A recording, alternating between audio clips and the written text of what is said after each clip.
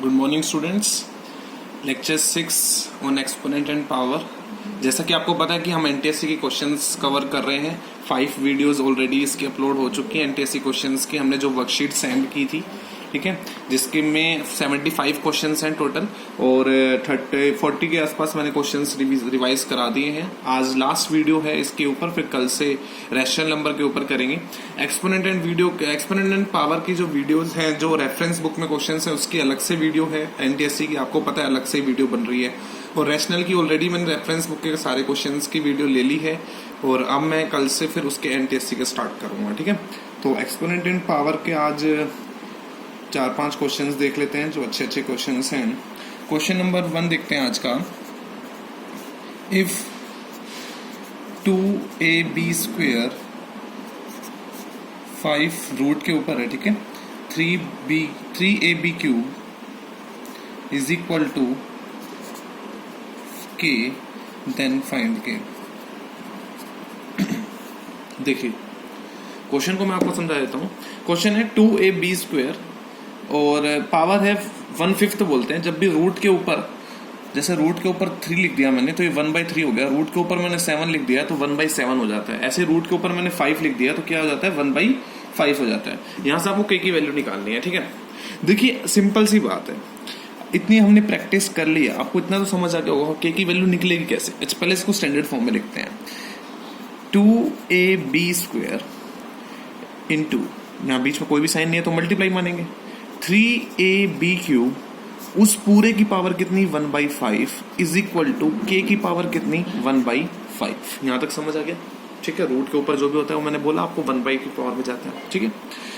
यहां तक सबको समझ आ गया होगा आई थिंक, ठीक है। अब उसके बाद k की वैल्यू निकालनी है। जब k की वैल्यू निकालनी है तो यहां से क्या हटाना पड़ेगा, 1/5 हटाना पड़ेगा। और 1/5 हटाने के लिए किससे मल्टीप्लाई करना पड़ेगा, 5 से मल्टीप्लाई करना पड़ेगा। जब 5 से आप यहां मल्टीप्लाई करोगे तो 5 से आपको राइट हैंड साइड में, लेफ्ट हैंड साइड में मल्टीप्लाई करना पड़ेगा, ठीक है। तो मल्टीप्लाई कर देते हैं किससे, 5 से। तो दिस इंप्लाइज 2ab स्क्वायर, ये एक अलग टर्म हो गई, इसको 5 से भी मल्टीप्लाई कर दिया। या आप पूरे के ऊपर लगाना चाहते हो पूरे के ऊपर लगा दीजिए, 3ab क्यूब, ठीक है। आप ऐसे करो 1/5 यहाँ लगा दो इसको एक ब्रैकेट में, और 1/5 कर रहा हूँ, सॉरी 5, और 3ab क्यूब की पावर 1/5 उस पूरे की power 5 is equal to k की पावर 1/5 उस पूरे की पावर 5, ठीक है। मैंने क्या किया, अब कई स्टूडेंट समझ रहे होंगे सर कि यहाँ पे तो एक ही टर्म है, ये मल्टीप्लाई में, तो आप पूरे की पावर में लगाओ ना। बात वही है स्टूडेंट, उससे कोई फर्क नहीं पड़ रहा। आप जब पूरे की पावर लगाओगे तब भी कोई प्रॉब्लम नहीं है, ठीक है। ऐसे करोगे तब भी नहीं है। मैंने क्या करा, इस पूरे की पावर 5 कर दी, यहाँ भी पावर 5 कर दी, यहाँ भी पावर 5 कर दी, ठीक है। अब इसको सोल्व कर लेते हैं। 2 की पावर 5 कितना हो गया, 32। a की पावर 5, a की पावर 5, b की पावर 2 की पावर 5, b की पावर 10, ठीक है। 5 से 5 कैंसिल आउट हो गया। इनटू में क्या बचा, 3ab की पावर 3, सिर्फ b की पावर 3 है, इन दोनों की पावर 3 नहीं है, इज इक्वल टू यहाँ पे क्या बचा की 32 इंटू 3 कितना हो गया 96, a की पावर 5 a की पावर 6, b की पावर 10 3, b की पावर 13। तो आपका आंसर हो गया 96 into a raise to power 6 into b raise to power 13, ठीक है। समझ आ गया होगा आपको। दोबारा से मैं समझा देता हूँ क्या था।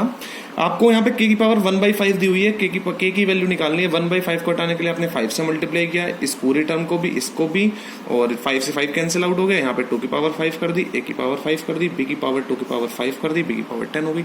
बाकी बेसिक था, बस क्वेश्चन को आपको कैसे आपको स्टार्ट करना है, सबसे मेन ये होता है। यदि आपको पता चल जाए क्वेश्चन कैसे स्टार्ट हो रहा है, फिर उसके बाद तो आपकी कैलकुलेशन का ही खेल है, बाकी सब सिंपल होता है, ठीक है स्टूडेंट्स। क्वेश्चन नंबर 2 देखते हैं।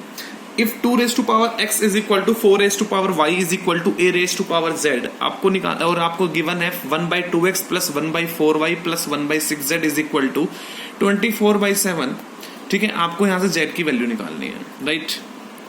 अच्छा क्वेश्चन है, थोड़ा सा टफ क्वेश्चन है ना। तो देखते हैं इस क्वेश्चन को। पहले तो आपको ये वाली इक्वेशन दी हुई है कि 2 raise to power x is equal to 4 raise to power y is equal to 8 raise to power z, ठीक है। अब और क्या चीज हम कर सकते हैं, एक बार देखते हैं। इसको हमने k के बराबर मान लिया, चलिए ऐसे भी कर लगते हैं, ठीक है। उसके बाद यहाँ से 2 की power x is equal to k हो जाएगी, ठीक है, ये भी ठीक है। चलो एक बार करके देखते हैं, है ना। यहाँ से क्या हो जाएगा, 2 raise to power x is equal to k, यहाँ से हो जाएगा 4 raise to power y is equal to k, और यहाँ से हो जाएगा 8 raise to power z is equal to k। ठीक है, अब यहाँ से 2 की वैल्यू निकल जाएगी, 4 की निकल जाएगी, 8 की निकल जाएगी। ठीक है, उसका कोई फ़ायदा वो मैं चीज़ देखना चाह रहा हूँ। 2 इंटू 4 इंटू 8 है ना। उसके बाद क्या कर सकते हैं इसमें, चलिए मुझे x हटाना है यहाँ से। ठीक है, 2 की वैल्यू निकाल लेता हूँ मैं। दिस इम्प्लाइज x हटाना है तो किससे मल्टीप्लाई करना पड़ेगा, 1/x से मल्टीप्लाई करना पड़ेगा पावर में। तो यहाँ भी आपको 1/x से मल्टीप्लाई करना पड़ेगा। सिमिलरली आपको 4 की वैल्यू निकालनी है तो क्या करना पड़ेगा, आपको 1/y से मल्टीप्लाई करना होगा। ठीक है, और यहाँ पे भी आपको 1/y से मल्टीप्लाई करना होगा। सिमिलरली आपको यहाँ पे 8 की वैल्यू निकालनी है तो z से मल्टीप्लाई करना होगा, 1/z से। तो ये कैंसिल आउट हो गया। यहाँ से 2 की वैल्यू आ गई k की पावर 1/x, और 4 की वैल्यू आ गई k की पावर 1/y, और 8 की वैल्यू आ गई k की पावर 1/z। ठीक है, अब उसके बाद हम क्या कर सकते हैं देखना पड़ेगा, है ना। तो यहाँ से आपको पता है 2 इंटू 4 कितना होता है, 8 होता है। तो यहाँ से वो चीज़ वही लॉजिक लगाया, k की 2 की वैल्यू पुट करी k की पावर 1/x, 4 की k की पावर 1/y, 8 की k की पावर 1/z। ठीक है, पावर को ऐड कर दिया तो k की power 1/x plus 1/y is equal to k की पावर 1/z। तो यहाँ से k की वैल्यू जो आई वो आई, अच्छा पावर एक बेस सेम है तो पावर को इक्वेट कर दिया, 1/x plus 1/y is equal to 1/z। Right, ये तो आपका xy की टर्म में आंसर आ जाएगा यहाँ से। तो आपका है ना कि आपका आंसर यहाँ से तो xy की टर्म में आएगा। ठीक है, तो यहाँ से आपको z की वैल्यू निकालनी होगी तो आप निकाल सकते हैं। z की वैल्यू क्या आ गई आपकी, तो क्रॉस मल्टीप्लाई करेंगे तो आंसर क्या आ जाएगा, xy अपॉन में x प्लस वाई। ठीक है, तो आपका ये ऑप्शन में मान लीजिए नहीं है, मान लीजिए आपको कोई नंबर है तो आप ठीक है, कोई इससे क्या फर्क पड़ रहा है, आपको मैंने ये वाला मेथड तो सिखाई दिया। राइट, आपको मान लो ऑप्शन में ये वाली वैल्यू होती तो आपको कैसे करने होते हैं आंसर क्वेश्चन, तो आप कर सकते हैं बड़े आसानी से, है ना। तो आंसर हो गया xy अपॉन में x प्लस वाई।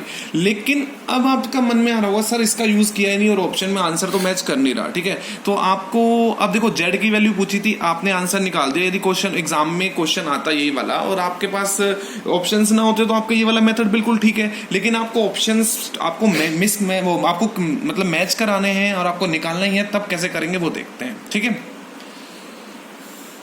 ठीक है स्टूडेंट, स्टार्ट करते हैं। देखो 2 की power x is equal to, इसको क्या लिख सकता हूं मैं, 2 की पावर 2y, इसको क्या लिख सकता हूं 2 की पावर 3z लिख सकता हूं, है ना।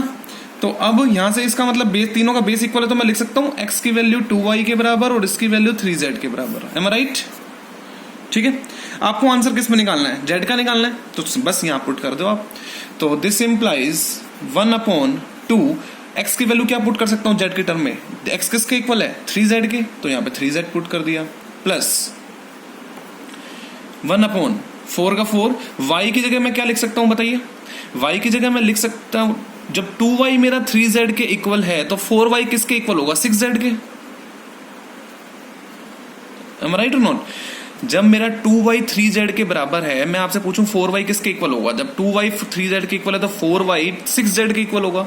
अब 1/6z को 1/6z रहने दो, इज इक्वल टू 24/7। आपने तीनों वैल्यूज आपने z की फॉर्म में निकाल ली। दोबारा से देख लो, जब x की वैल्यू 3z के बराबर है तो 2x की वैल्यू किसके बराबर होगी, सिंपल सी बात है 6z के इक्वल होगी। सिमिलरली 2y की वैल्यू 3z के बराबर है तो 4y की वैल्यू 6z के बराबर होगी, और 6z की वैल्यू आपको 6z ही रहने दो क्योंकि z में निकालना है। तो ये भी 6z, ये भी 6z, ये भी 6z, तो कितने z हो गए 1 3 में 6z is equal to 24/7। Cancel out कर दीजिए। ठीक है, तो यहां से क्रॉस मल्टीप्लाई कर देना, z की वैल्यू क्या आ जाएगी 7/48। ये आपका आंसर होगा 6z का 48। ठीक है, तो आपको न्यूमेरिक वैल्यू निकालनी है तो ये वाला मेथड आपको मैंने सिखा दिया, और आपको वेरिएबल्स की फॉर्म में x और y की फॉर्म में निकालना था आंसर, जो पीछे मेथड आपको सिखाया था वही, जैसे हमने बहुत सारी प्रैक्टिस की थी, हमने आपको इस टाइप के क्वेश्चंस पहले भी कराए हुए हैं मैंने। ठीक है स्टूडेंट्स, आई थिंक आपको ये वाला क्वेश्चन समझ आ गया होगा, दोनों तरीके से मैंने आपको करा दिया। 4 की पावर आपको क्यूब रूट दे रखी है, 1/रूट के ऊपर 6 लिखा हुआ है और 8 बेस है। 2 की पावर -1 रूट, और रूट के ऊपर मैंने 12 लिखा हुआ है और उस पूरे की पावर 1/4 लिखा हुआ है। आपको इसको सिंप्लीफाई करके बताना है कि क्या आंसर आएगा। ठीक है, देखिए क्यूब रूट ऑफ 4 क्या लिख सकता हूं इसको मैं, 4 की पावर 1/3 एम राइट? 1/8 इसको क्या लिख सकता हूं? 8 की पावर 1/6, क्योंकि क्यूब रूट के ऊपर 6 है। 2 की पावर -1 है, तो अभी रहने दो -1 ही, ठीक है। और इसको क्या लिख सकता हूं? रूट के ऊपर 12 है, तो 1/12, ठीक है। यहां तक समझ आ गया?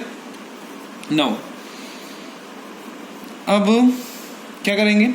4 की पावर 1/3 को क्या लिख सकते हो? तीनों का बेस सेम बना लीजिए, ठीक है। बेस सेम बना सकते हो तो 2 4 को क्या लिख सकते हैं? 2 की पावर 2, और उस 2 की पावर 2 उस पूरे की पावर 1/3, 1/2। 8 को क्या लिख सकते हैं? 2 की पावर 3 उस पूरे की पावर 1/6 इंटू, यहां से कितनी आ जाएगी?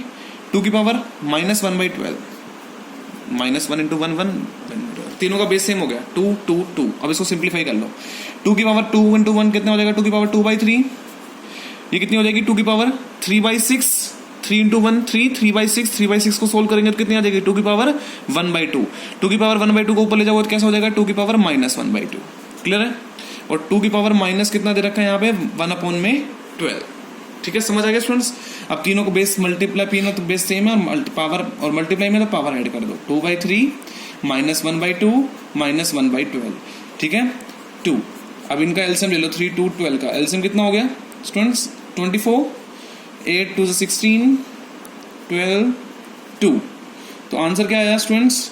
दिस इंप्लाइज 2 की पावर 16 - 12 कितना होता है? 4, 4 - 2 2, तो 2 की पावर 2/24, ये है ना, ठीक है। इसको आप सोल्व कर लीजिए, तो 2 की पावर 1/12,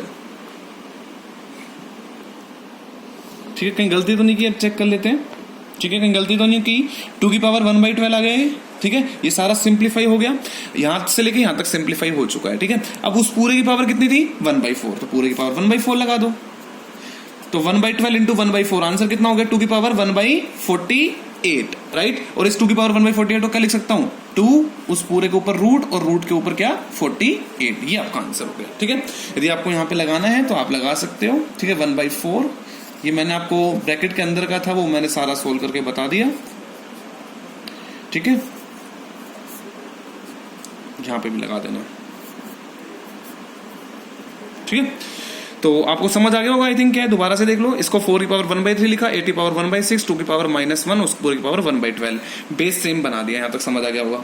2 की पावर 2 इंटू 1 2/3, 2 की पावर 3 इंटू 1 3/6, 3/6 नीचे है तो ऊपर ले जाओगे तो माइनस का 3/6, और माइनस का 3/6 को सोल्व करोगे तो माइनस का 1/2। सिमिलरली यहाँ माइनस का 1/12 है, तीनों का बेस सेम है, पावर ऐड कर दी तो ये आपको सिंप्लीफाई कर रखा है। ये आ गया 2 की पावर 2/24, 1/12 आ गया, और उस पूरे की पावर 1/4 दे रखी थी, तो 2 की पावर 1/48 आ गया। आई थिंक ये आपको समझ आ गया होगा। और यहाँ पे मेरा ये रैशनल जो एक्सपोनेंट एंड पावर है, ये सारे डाउट्स कंप्लीट होते हैं, वही घुमा फिर आके क्वेश्चंस दे रखे हैं। आपको लगता है कि क्वेश्चन आपसे नहीं होता और आप कोई और वीडियो चाहते हो इसकी, तो आप मुझे पर्सनली व्हाट्सएप कर सकते हो कि सर ये क्वेश्चन है, इनकी एक वीडियो बना दीजिए। बाकी मेरी तरफ से अब ये चैप्टर एनटीएससी में आए, चाहे आपका रेफरेंस बुक के लिए, यूटीज के लिए, चाहे एसएस के लिए, पूरी तरीके से कंप्लीट हो चुका है, ठीक है स्टूडेंट्स। अब इसकी प्रैक्टिस करना। 75 क्वेश्चंस हैं, कल मैं क्लासरूम, गूगल क्लासरूम वाले उसमें डाल दूंगा और व्हाट्सएप पे भी डाल दूंगा, ठीक है। 75 क्वेश्चंस में से आउट ऑफ 75 मैंने 40 to 45 क्वेश्चन डिस्कस कर लिए हैं। आप उनकी सबकी प्रैक्टिस करना, नोट्स बनाओ और अच्छे से प्रैक्टिस करते रहो। Okay students, thank you so much. आज के लिए इतना ही, टेक केयर।